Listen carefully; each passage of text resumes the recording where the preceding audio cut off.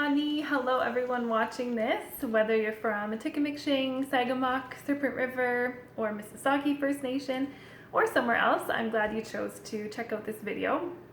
If you don't know me, my name is Danielle, and I work as a dietitian with Mumwaysing North Shore Community Health Services. But currently I'm working from my home in Sudbury. So I thought I would try out a little video, and bear with me, it's the first time I'm doing this. So first of all, I just want to say that I hope everyone is doing as well as possible in these challenging times. Perhaps life has slowed down a little bit for you and you're spending more time at home with family, not rushing out every evening for hockey practice or bingo or visiting family, but I know that brings a lot of challenges of its own as well. And with the changes in our daily routines, there are probably some changes in the way we're eating as well. I know there are for me. So whether you find yourself grazing more throughout the day because you are home more, or perhaps just eating the same meals day after day because you're not able to get to the store or choose not to go as often, it's important to try to maintain some routine, but also not to be too hard on ourselves because we may be more stressed than usual or have a little bit more on our plates. So I thought I would just share a few suggestions for meals that you can try at home with fairly basic ingredients and maybe things that you already have in your pantry and fridge at home. Of course, these are just some ideas, and I would love to hear some of yours. So if you wanted to comment below, just what are some of your go-tos meals that you're making these days. So the first one is a breakfast option, and it's called cinnamon bun oatmeal. So I got this idea from the cookbook Yum and Yummer, and you can see how delicious this looks. And so again, it's very simple ingredients. You just start by taking some large flake oats, something like this, and just boiling that on the stove with double the water. So I often say 1/3 to 1/2 cup dry oats, and then double the liquid, whether that's water or milk. Add a good sprinkle of cinnamon while that's boiling, and then just bring it to a simmer until you get the right consistency.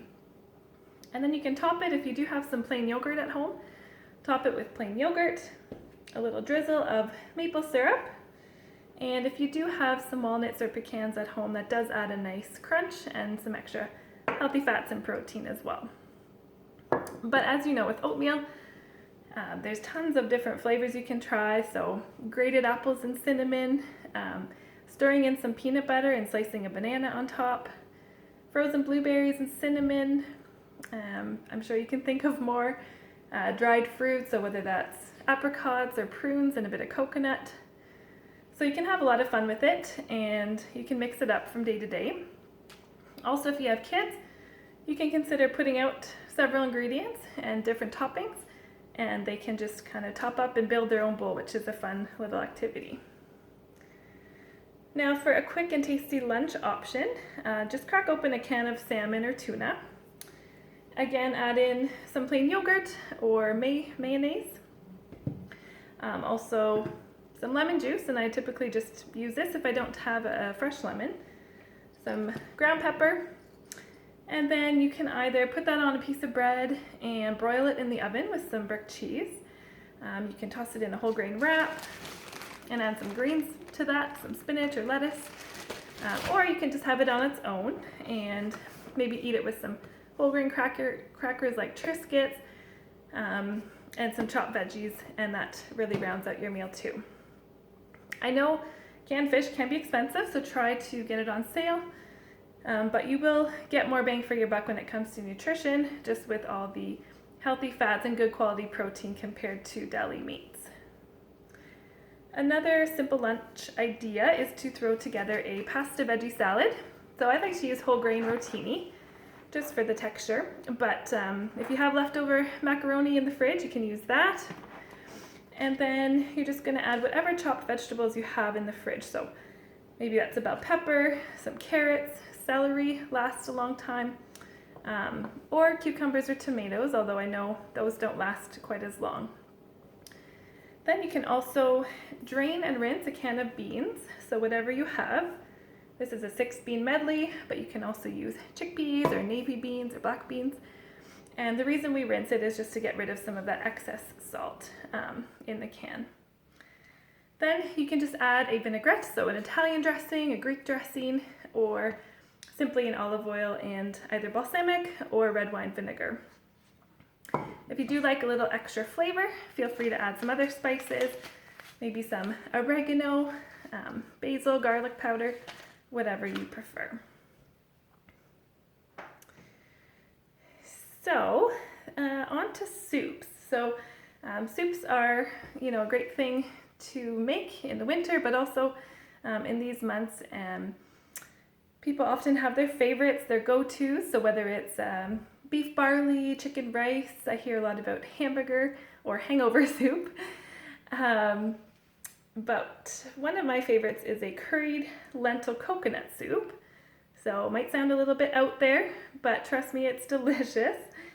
So you just start by adding a little bit of chopped onions and minced garlic to a pot with some olive oil. Saute that for a little bit, and then add a diced sweet potato or regular potato, a couple of carrots again, and then you're going to add your dried lentils, so either red or green lentils. And if you're buying them dry, they come in a package something like this. And the reason I always highlight lentils is because they are packed with fiber and protein, and they're really cheap. So in half a cup of lentils, there's 31 grams of fiber, 26 grams of protein, also half of your daily iron intake. So they're just really packed with nutrition, and this bag will last you months, if not a year. So then you add a little bit of low sodium chicken broth or vegetable broth, probably about 3 cups. And then you bring that to a boil, simmer for about 25 minutes. When the potatoes are soft, then you can add in a can of coconut milk just until it's heated. And I would also add in that tablespoon of curry powder if you're adventurous. I know not everyone loves curry, but that does make a delicious soup. And lastly, I just wanted to share a quick way to make fish. So if you have fresh fish in the freezer, that is best, of course, but if not, you can get any type of white fish. So this is cod or tilapia. And then once it thaws, you can just pat it with a paper towel and then preheat your oven to 400 degrees Fahrenheit. And then just add a spoonful of salsa and some grated cheese, so whatever you have at home, mozzarella, cheddar, Monterey Jack, whatever you like. And then you can just bake it in the oven, again at 400 for about 15 minutes until the fish is flaky. And then while that's baking, make your rice as a side if you want.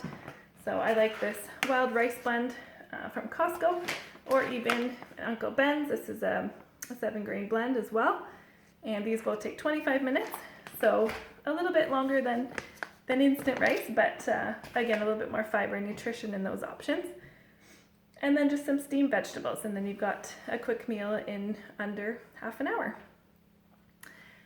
So hopefully you are inspired by a few of these options, or at least willing to try something new, especially if you do have maybe a little bit more time on your hands. Put on some music, put on some tunes, involve some family members, and try to have fun with it. I know cooking can often feel like a chore, but again, just remember, even though it can feel like a chore and we don't always want to do it, it can be good for the soul and as well to nourish our bodies as well as our spirit. So again, miigwech for watching. I hope you enjoyed that, and if there's any other topics you'd like me to talk about, just let me know. And again, please comment below if you have options and ideas of meals that you're making at home to share with others. Okay, until next time.